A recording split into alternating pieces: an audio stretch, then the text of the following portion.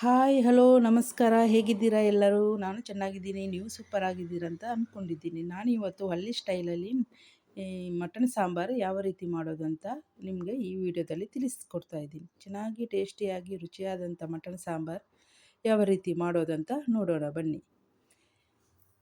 ಇಲ್ಲಿ ಒಂದು ಬಾಣಲೆಯನ್ನು ಗ್ಯಾಸಲ್ಲಿ ಇಟ್ಟು ಅದಕ್ಕೆ 2 ಸ್ಪೂನ್ ತುಪ್ಪನ ಹಾಕಿ ಬಿಸಿ ಆದಮೇಲೆ 2 ಸ್ಪೂನ್ ಬಿಸಿ ಆದಮೇಲೆ ಅದಕ್ಕೆ 1 ನೀರುಳ್ಳಿ ಕಟ್ ಮಾಡಿದ್ದು ಸಪೂರವಾಗಿ ಕಟ್ ಮಾಡಬೇಕು. ಮತ್ತು ಖಾರಕ್ಕೆ ಎಷ್ಟು ಬೇಕೋ ಅಷ್ಟು ಕಾಯಿ ಮೆಣಸು ಹಾಕ್ತಾಯಿದ್ದೀನಿ.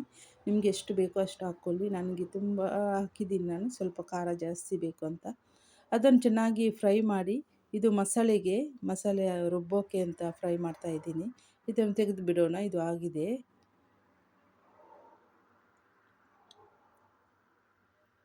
ಈಗ ಅದೇ ಬಾಣಲೆಗೆ ಪುನಃ 1 ನೀರುಳ್ಳಿನ ಕಟ್ ಮಾಡಿ ಹಾಕಿ ಚೆನ್ನಾಗಿ ಅದು ಕೂಡ ಕಲರ್ ಬರುವವರೆಗೂ ಫ್ರೈ ಮಾಡಿ ತೊಳೆದಿಟ್ಟಂತಹ ಮಟನ್ನ ಅದಕ್ಕೆ ಸೇರಿಸ್ಬಿಡೋಣ. ಈಗ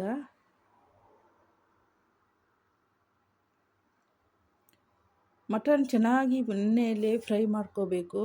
ಉಪ್ಪು ಅರಿಶಿನ ಹಾಕೋಕ್ಕೆ ಮುಂಚೆನೇ ಇದರಲ್ಲಿ ಒಂದು 6 ನಿಮಿಷ ಇದರಲ್ಲಿ ಚೆನ್ನಾಗಿ ಫ್ರೈ ಮಾಡ್ಕೋಬೇಕು. ಅದಕ್ಕೀಗ ಪುದೀನ ಸೊಪ್ಪು ಮತ್ತು ಸ್ವಲ್ಪ ಕೊತ್ತಂಬರಿ ಸೊಪ್ಪನ್ನು ಕೂಡ ಹಾಕ್ಕೊಂಡು ಬಿಡೋಣ. ಯಾಕೆಂದರೆ ಫ್ಲೇವರ್ಗೋಸ್ಕರ ಒಳ್ಳೆ ಫ್ಲೇವರ್ ಕೊಡುತ್ತೆ ಪುದೀನ ಸೊಪ್ಪು ಮತ್ತು ಕೊತ್ತಂಬರಿ ಸೊಪ್ಪು. ಅದನ್ನು ಹಾಕಿ ಚೆನ್ನಾಗಿ ಫ್ರೈ ಮಾಡೋಣ.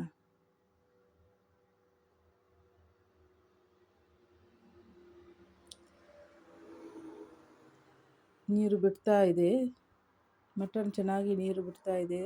ಅದು ನೀರು ಬಿಟ್ಟು ಪುನಃ ನೀರು ಆರಬೇಕು ಅಷ್ಟು ಫ್ರೈ ಮಾಡಬೇಕು.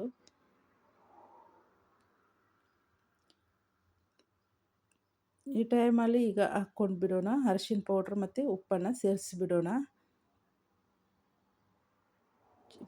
ಸೇರಿಸಿ ಪುನಃ ಚೆನ್ನಾಗಿ ಫ್ರೈ ಮಾಡೋಣ. ನೀರು ಚೆನ್ನಾಗಿ ಬಿಡ್ತಾ ಇದೆ ಮಟನ್.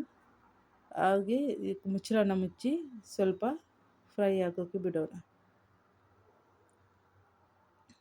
ಈ ಕಡೆ ಮಸಾಲೆಗೆ ರೆಡಿ ಮಾಡೋಣ ನಾವು.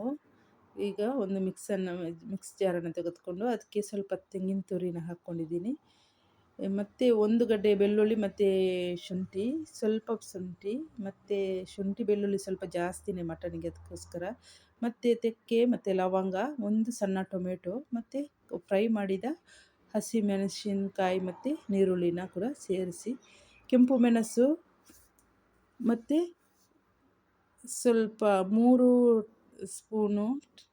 ಟೀ ಸ್ಪೂನ್ ಕೊತ್ತಂಬರಿ ಬೀಜನ ಸೇರಿಸಿ ಅದಕ್ಕೆ ಸ್ವಲ್ಪ ನೀರನ್ನು ಹಾಕಿ ರುಬ್ಕೊಂಡು ತರೋಣ. ಇಲ್ಲಿ ಕೊತ್ತಂಬರಿ ಪುಡಿ ಈ ಬದಲಿಗೆ ಮೆಣಸಿನ ಹುಡಿ ಮತ್ತು ಕೊತ್ತಂಬರಿ ಹುಡಿನ ಕೂಡ ಸೇರಿಸ್ಬೋದು. ನಾನು ಇದಕ್ಕೆ ಮೆಣಸು ಮತ್ತು ಕೊತ್ತಂಬರಿ ಬೀಜನ ಸೇರಿಸ್ತಾ ಇದ್ದೀನಿ.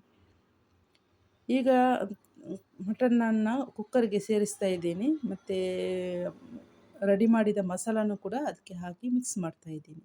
ನಿಮಗೆ ಎಷ್ಟು ನೀರು ಬೇಕೋ ಅಷ್ಟು ನೀರು ಹಾಕ್ಕೊಳ್ಳಿ.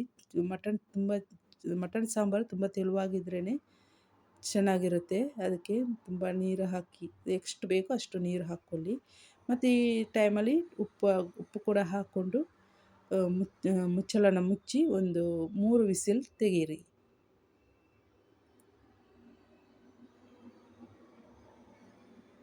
ಈಗ ರೆಡಿಯಾಗಿದೆ. ವಿಸಿಲೆಲ್ಲ ಹೋಗಿದೆ, 3 ವಿಸಿಲ್ ಹೋಗಿದೆ. ಈಗ ರೆಡಿಯಾಗಿದೆ.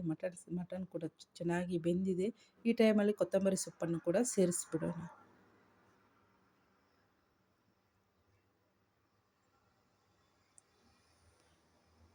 ತೆಳುವಾಗಿ ತುಂಬ ಚೆನ್ನಾಗಿ ಬಂದಿದೆ ಮಟನ್ ಸಾಂಬಾರು. ನೀವು ಮನೆಯಲ್ಲಿ ಮಾಡಿ, ಯಾವುದಕ್ಕೂ ಒಳ್ಳೆ ಕಾಂಬಿನೇಷನ್ ಅಂತ ಹೇಳ್ಬೋದು. ಅನ್ನಕ್ಕೆ, ಗೀ ರೈಸ್, ಚಪಾತಿ, ಪೂರಿ, ಮುದ್ದೆ ಯಾವುದಕ್ಕೂ ಕಾಂಬಿನೇಷನ್ ಅಂತಲೇ ಹೇಳ್ಬೋದು.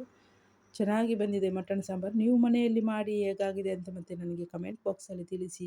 ಇಷ್ಟರ ತನಕ ನನ್ನ ವಿಡಿಯೋ ನೋಡಿದ್ದಕ್ಕಾಗಿ ಎಲ್ಲರಿಗೂ ಥ್ಯಾಂಕ್ ಯು, ಧನ್ಯವಾದಗಳು. ಬಾಯ್ ಬಾಯ್ ಆಲ್.